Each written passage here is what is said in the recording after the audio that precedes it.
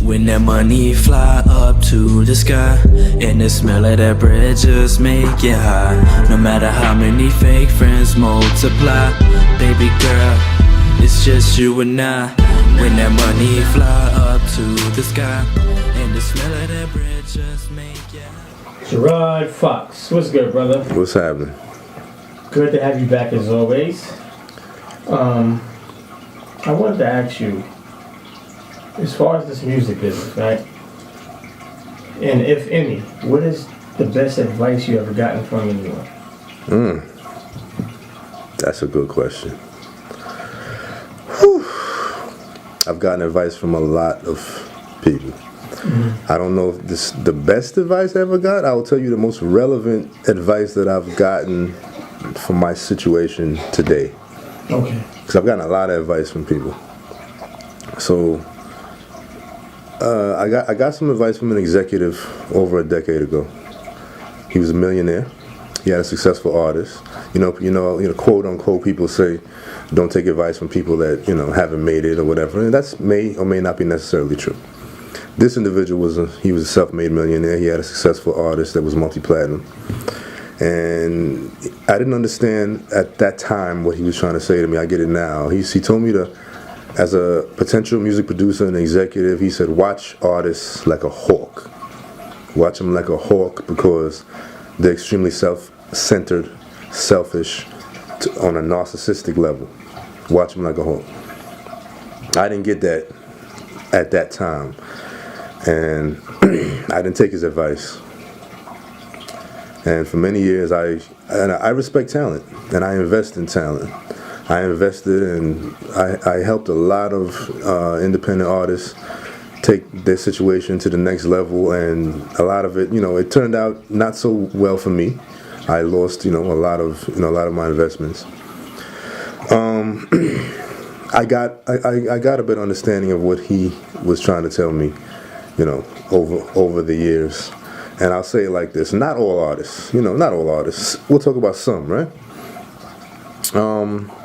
You hear a lot that labels rip off artists and labels are ripping people off. We hear a lot of that talk about the labels are foul and labels do this and that.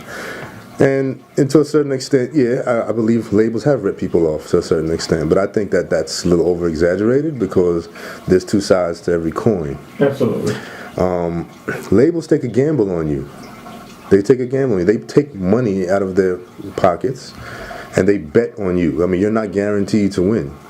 They take money and they, to invest in your career.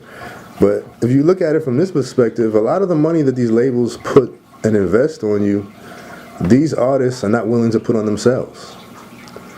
So in a certain aspect, record labels believe in artists more than artists believe in themselves. I've seen artists that will tell you they believe in themselves, that they think they're great and stuff like that. But if you tell them that they have to do this and do that and it costs that much, they'll say, oh, I don't have that money, I can't get it, blah, blah, blah, this, that, and the third. And it turns into a negative thing because at the end of the day, what I've realized is I'm not talking about all artists here, like I said, I'm talking about some. Some artists just are not willing to gamble on themselves. And there's some deep psychology behind that, because if you're really not willing to gamble on yourself, deep down inside, what it really means is you don't believe in yourself. If you say that to an artist, they'll start arguing with you. But if you're not willing to do what it takes to get that money and put it behind yourself, where's the belief in yourself? But you'll allow me to do it, or you'll allow the record label to do it, and then you'll turn around and say the record label did you this, or the record label did you that, and did you that. So I get it now. If you don't have a lot of money, my opinion, my advice to you is invest in something that you have a little bit more control over. Invest in somebody that has a reason to be loyal to you. What does that mean? My son's talented. He's a rapper, and he's 18 now, and I'm investing in him.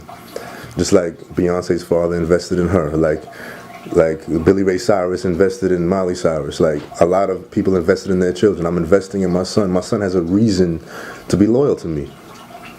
So I feel more comfortable investing with him. And, certain other people, certain other artists that you'll deal with, extremely talented, great artists, but you got to ask yourself, do they have a reason to be loyal to you? If somebody else comes along that has 3 times your money and starts to woo them, will they run off and leave you and say, well, thanks a lot? or when they didn't wake up one day and decide they don't want to do this anymore, the music stops, like musical chairs, and you don't have a chair. You're standing. And it happened to me. It happened to me too many times. It's just, that particular thing. It's hurtful. It's hurtful.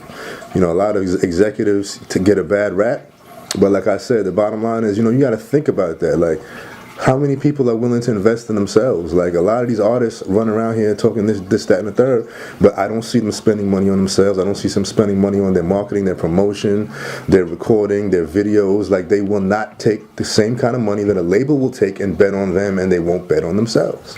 So my question is, how much do you believe in yourself? And the old excuse that I don't have that kind of money, or that's not acceptable anymore. Because if that's what you got to say, you're in the wrong business. You're in the wrong business, because this business does require some sort of, financing going on. So nobody wants to hear what you don't have and what you can't get. It's an excuse. And I'm not even trying to hear that no more, because labels will find it and gamble on you. They'll put the money on you. And when you put money on, somebody, you reserve the right to have some say in what goes on, because, you put the money up. So like I said earlier, I want to stress the fact I'm not talking about all artists here. So I don't want people to start commenting and saying, "Oh, I'm not like that, this, that, and the third." But there's many artists that are like that. So when that individual said that to me years ago, I didn't take the advice, and I burnt very, very, very bad to learn the hard way, because I lost so much. And let me tell you something. Money is something that comes and goes. You can get money, you can lose it, money can be getting back. One thing that you do not get back is time, bro. You do not get time. And the time that I have invested in working with, multiple different various artists, and I lost that time, I will never get that time back, bro. And it's a hard reality, it's a harsh truth to face.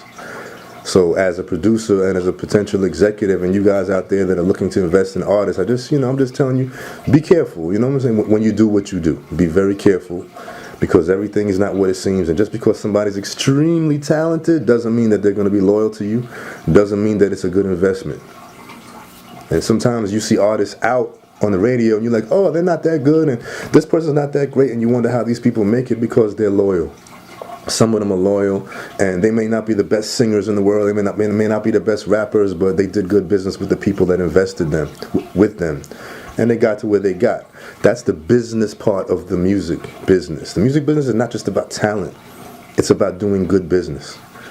And so I would say that's probably one of the top 5 best pieces of advice an individual has ever given me, and I did not take, but I'm taking it to heed now. He's like, watch artists like a hawk. Watch them like a hawk.